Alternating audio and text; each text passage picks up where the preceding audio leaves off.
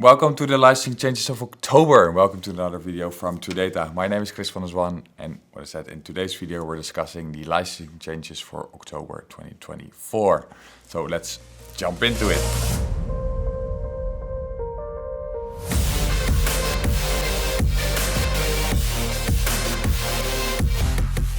Before we dive into the product terms changes for the 1st of October, we have two great saving opportunities and changes what Microsoft has been launching. So first of all is the Azure OpenAI stack, and Microsoft now has introduced reserved instances for Azure OpenAI, where you before needed to buy a 30-day subscription, and you could it was challenging to do some tests with it before paying the full price for it. Microsoft now introduced hourly rate, so you can now test with Azure OpenAI per hour. And Microsoft introduced reserved instances based on a 30-day and a 1-year RI to save good costs. The second saving opportunity is in the Azure NetApp space, where Microsoft reduced the minimum requirement and the minimum storage requirement from 100 to 50 gigabytes. So you can now start lower on the database capacity. And they introduced the cool access for Azure NetApp, and this will bring you also database and data cost efficiency and cost saving opportunities to bring it to a cool access stage instead of the hot databases available out there. Then look into the changes of the product terms. First, as I think literally every month, is the privacy and security terms, where they updated the Microsoft Purview and added that into the core online services table. And they made a large change on the exceptions for DPA section. So what they did, they changed the whole product terms because you could find exceptions for DPA across the product terms, and then now combined it all in this section to navigate and make the navigation of the exceptions of the DPA more straightforward. Then SQL Server, and let me combine it directly with the Windows Server change because it's exactly the same thing. So what Microsoft added is that added an article for self-hosting and disaster recovery clause.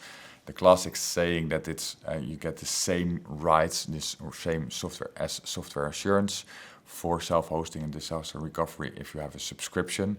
That was not really clear in the product terms so far. So they made an additional comment to that you do get self-hosting and disaster recovery rights when you take a subscription as well.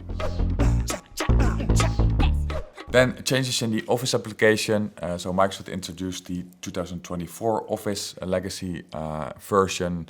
Yeah, that's you heard it correctly. So also in 2024, you have the option to choose the legacy version of Office compared to the Office 365 click-to-run version. So Microsoft changed this availability tables to that and changed this, the versions to 2024. And they did the same for Office for Mac. Interesting is that the when you click on the product terms in the EA section, you find the changes for the Office 2024. We did get an error that the page wasn't found somehow, but that will be probably updated soon. But for the Office for Mac, we could only find the change in the MCA terms and not in the EA terms, which is probably quite logical because you don't buy software assurance for the LTSC version. Next change is project. Interesting change, I would say, because Microsoft now called project just project as we know and the different versions, but they now changed that to planner and project. So they changed the naming in the product terms to from project to planner and project. So combining two products into one. Which was Planner was already available of that, and Planner was also available already on the Microsoft 365.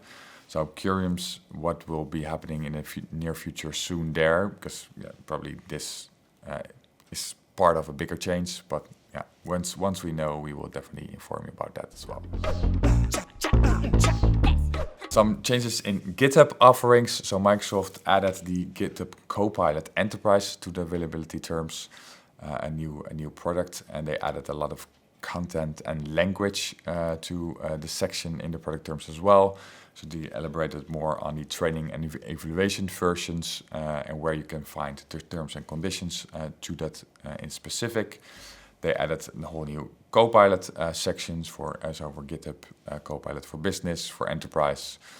And added the terms for that. And what they also added is the SSEE and SOC 2 and SOC 1 certifications for those products. Last but not least, a change in the explanation of the standard wording and terms, and there they changed the external user definition, what was quite strange because they already changed this definition a few months ago, but most likely they forgot to change it in the product terms.